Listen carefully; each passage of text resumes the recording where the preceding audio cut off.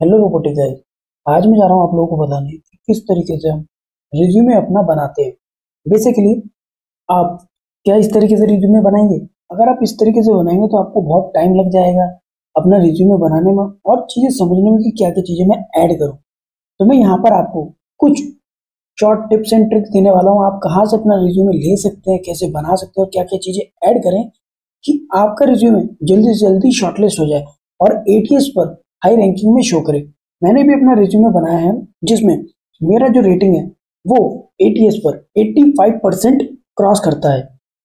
तो आपको किस तरीके से अपना रिज्यूमे बनाना, क्या क्या चीज़ें ऐड करनी है, वो सब चीज़ें मैं इस वीडियो में आपको बताने वाला हूँ, क्योंकि इंटरव्यू से पहले आपका रिज्यूमे ही मैटर करता है कि आपका रिज्यूमे शॉर्टलिस्ट हो रहा है फॉर इंटरव्यू के लिए या नहीं।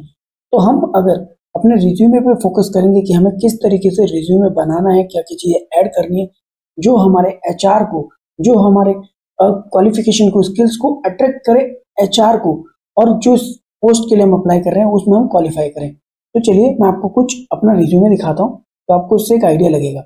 आप यहाँ पर देख पा रहे होंगे ये मेरा रिज्यूमे है। बेसिकली यहाँ पर जो मेरा नाम, फोन नंबर और ये जो चीजें एड्रेस लिखा हुआ है ये सब थोड़ा गलत है। आप अपने अकॉर्डिंगली उसको चेंज कर सकते हैं। ये रिज्यूमे मैं आपको इस वीडियो के डिस्क्रिप्शन में देने वाला हूँ। और भी तरीके बताऊंगा कि कहाँ से अपना रिज्यूमे अलग अलग स्टाइल्स में बना सकते हैं।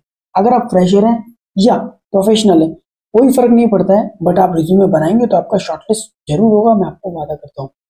तो आपको इस तरीके से करिकुलम विटे लिखना है। और सबसे पहले क्या करिए, आप अगर अपने रिज्यूमे बना रहे हैं तो सबसे पहले अपना इंट्रोडक्शन दीजिए इस तरीके से। उसमें क्या क्या होना चाहिए? आपका नेम होना चाहिए, कॉन्टैक्ट नंबर होना चाहिए, ईमेल आईडी होनी चाहिए, एड्रेस होना चाहिए। पूरा का पूरा आपका सबसे पहले डिफाइन हो कि आप कहाँ से हैं, कहाँ से बिलोंग करते हैं, आपका क्या नाम है, क्या मेल आईडी है। फिर आपका करियर ऑब्जेक्टिव क्लियर होना चाहिए। इस तरीके से नहीं होना चाहिए कि कुछ लोग क्या करें, करियर ऑब्जेक्टिव में लिख देते हैं सर मैंने ये किया हुआ है, इतने साल का एक्सपीरियंस, नथिंग मैटर। आपको करियर ऑब्जेक्टिव में सिर्फ अपने क्वालिटी को थोड़ा सा हाईलाइट करना है।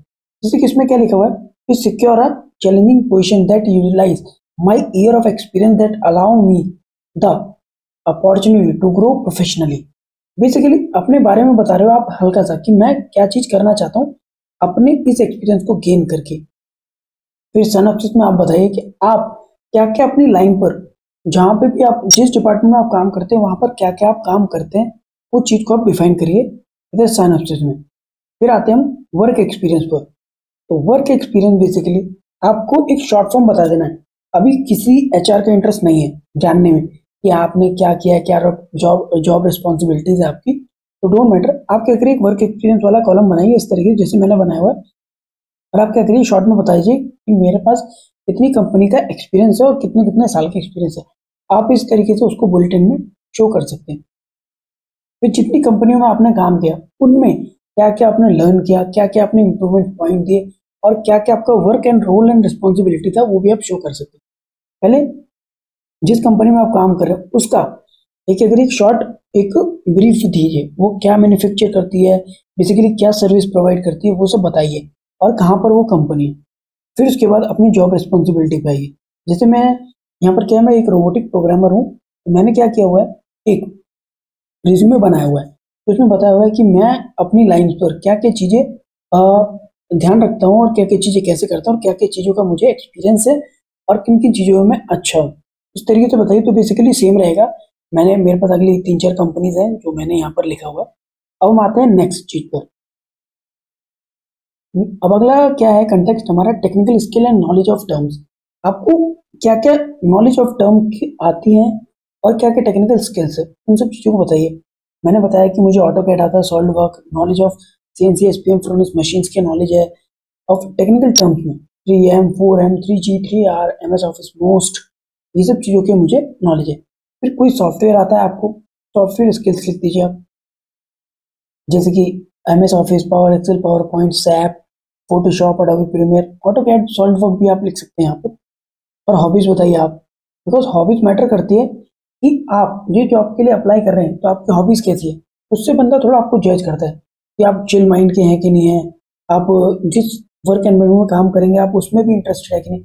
और उधर कोई प्रोग्राम पार्टिसिपेशन होता है तो आप उसमें भी पार्टिसिपेट कर सकते हैं, इसके अकॉर्डिंगली आपको एलिजिबल हो जाओगे। फिर लास्ट में आते हैं हमारे क्वालिफिकेशन। बिकॉज आपने बता दिया कि आप क्या क्या काम कर रहे हैं, देन क्वालिफिकेशन। कुछ लोग क्या करते हैं, स्टार्टिंग में क्वालिफिकेशन दे देते हैं, वो इतना मैटर नहीं करता। क्यों? जिस कंपनी के लिए आप हायर हो रहे हैं, अगर आप फ्रेशर हैं तो आप क्वालिफिकेशन स्टार्ट में दीजिए, बट अगर आप प्रोफेशनल हैं तो आपको क्वालिफिकेशन स्टार्ट में नहीं देना है। क्यों? इसलिए क्योंकि जहाँ आप काम, मतलब जिस कंपनी में आप अप्लाई करें, उसको आपकी क्वालिफिकेशन से मैटर नहीं है। क्वालिफिकेशन बाद में आता है, पहले आता है आपके एक्सपीरियंस, कि आपको कितना एक्सपीरियंस है, आपने क्या क्या किया हुआ है। देन आती है क्वालिफिकेशन की आप उसमें आप एलिजिबल हैं कि नहीं है, आपके एक्सपीरियंस के बाद जिस पोस्ट के लिए आप अप्लाई कर रहे हैं। जिसकी मैंने क्या क्या किया हुआ है वो सब मैंने लिखा है। अपनी स्ट्रेंथ बताइए कि आपको क्या क्या स्ट्रेंथ आती है। ध्यान रखिए जब आप स्ट्रेंथ लिख रहे हैं तो इन सब चीज़ों का आप बेसिकली ध्यान में रखिए। क्यों? इसलिए ध्यान में रखिए क्योंकि जब आप अपना इंटरव्यू दे रहे होंगे तो आपके अंदर ये रिज्यूमे के अकॉर्डिंग ये चीज़ें शो करेंगी, और आपके रिज्यूमे में जो आपकी जॉब एंड रिस्पॉन्सिबिलिटी है वो भी चीज़ें शो करेंगी। पर्सनल डिटेल बताइए, आपका नाम क्या, आपके फादर का नेम, मेल, अनमैरिड, जो भी आप हैं, आपका रिलीजन है, आपको कौन कौन सा लैंग्वेज इन्होंने वो सब बताइए। एक लास्ट में डिक्लेरेशन दीजिए जिससे इंसान को, जहाँ आप इंटरव्यू देने जा रहे हैं, उसको थोड़ा बिलीव होता है कि हाँ, जो ये बंदा रिज्यूमे दे रहा है वो उसने डिक्लेरेशन दिया हुआ है कि मेरे तरफ से ये सब चीज़ें ओके है। तो चलिए, अभी हमारा काम खत्म हो जाता है कि रिज्यूमे में क्या क्या चीज़ें ऐड करनी है उसको लेके। अब हमें अलग अलग फॉर्मेट्स में, अगर आप फ्रेशर है तो वही बताऊंगा मैं कौन कौन सा रिज्यूमे आपको यूज़ करना है, अगर आप प्रोफेशनल है तो कौन सा। अगर आप प्रोफेशनल है तो आप इस तरीके का रिज्यूमे यूज़ करिए जो आपको सबसे ज़्यादा हेल्पफुल करेगा आपकी स्किल्स को, आपकी नॉलेज को शो करने में। अगर आप फ्रेशर है तो किस तरीके का रिज्यूमे यूज़ करेंगे वो भी मैं आपको बताता हूँ। कुछ मैं वर्ड पे आपको दिखाता हूँ कि वर्ड पे कौन कौन से रिज्यूमे हम बना सकते हैं फ्रेशर और प्रोफेशनल के लिए। कुछ यहाँ पर टेम्पलेट्स हैं बट ज़्यादा नहीं है। अगर आप फ्रेशर हैं तो आप इस तरीके का रिज्यूमे चूज करें, जिसमें क्या होगा मैं दिखाता हूँ आपको।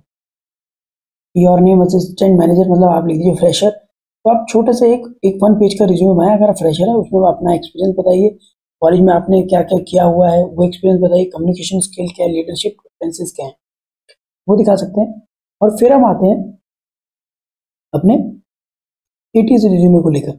अगर आप फ्रेशर है ना तो 1 पेज का रिज्यूमे प्रेफर करें, इस टाइप का रिज्यूमे, इस टाइप का रिज्यूमे, ये आपको सेम चीज आपके MS वर्ड पर मिल जाएगी।